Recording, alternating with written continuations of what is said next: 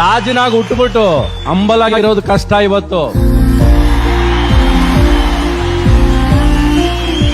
ಎಲ್ಲಿ ನೋಡಿದ್ರು ಬರೀ ದುರಾಂಕಾರದ ಮಾತುಗಳು, ಎಲ್ಲಿ ನೋಡಿದ್ರು ನಾನೇ ನಾನೇ ಅನ್ಕೊಂಡು ನೋಡೋ ಜನಗಳ ಮಧ್ಯ ರಾಜ್ಕುಮಾರ್ ಮಗನಾಗಿ ಸಿಂಪಲ್ ಆಗಿರೋದಿದೆಯಲ್ಲ, ಅದಷ್ಟು ಸುಲಭ ಅಲ್ಲ. ಅದು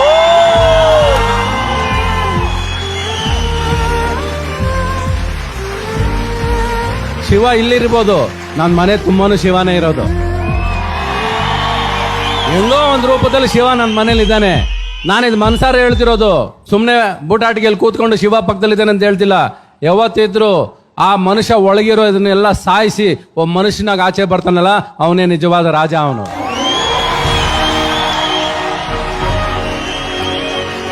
ಯಾರ ಕೈಲಾಗತ್ತೆ? ಇವ್ರಿಗೇನ್ ಕಡಿಮೆ? ಇವ್ರಿಗಿದ್ದಿದ್ ಪವರ್ ಏನು, ಇವ್ರಿದ್ದಿದ್ ಪೊಸಿಷನ್ ಏನು? ಆದ್ರೆ ಯಾವತ್ತಾದ್ರೂ ಒಂದು ಸಾರಿ ಇವ್ರ ಕುಟುಂಬದಲ್ಲಿ ಯಾರನ್ನಾದ್ರೂ ನೋಡಿದಿರ ಆ ತರ? ನೀವು ಅಪ್ಪುಯಿಂದ ಹಿಡಿದು ಯಾರನ್ನ ನೋಡ್ರಕ್ ಸಾಧ್ಯ ಇಲ್ಲ. ನೀವು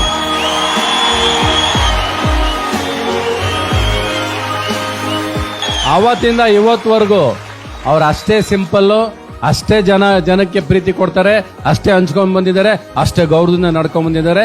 ಇವತ್ತು ನಿಮ್ಮ ಮನೆಗೆ ಹೋದ್ರು ಅಷ್ಟೇ ಪ್ರೀತಿಯಿಂದ ಮಾತಾಡಿಸ್ತಾರೆ. ಅದು ಶಿವಣ್ಣ ಅಂದ್ರೆ.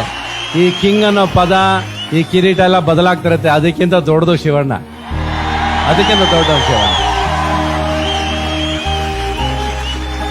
It is very difficult. ತುಂಬಾ ಸಿಂಪಲ್ ಆಗಿ ಎಲ್ಲ ನಿಮ್ದೆ, ನಾನೇನೇ ಆಗಿದ್ರು ನಿಮ್ಮಿಂದ ಅಂತ ಹೇಳ್ತಾರಲ್ಲ, ಆ ಮಾತಿಗೆ ಶಿವಣ್ಣ ಯಾವತ್ತಿದ್ರು ರಾಜಾನೇ. Shivanna, I love you, I am proud to be your friend.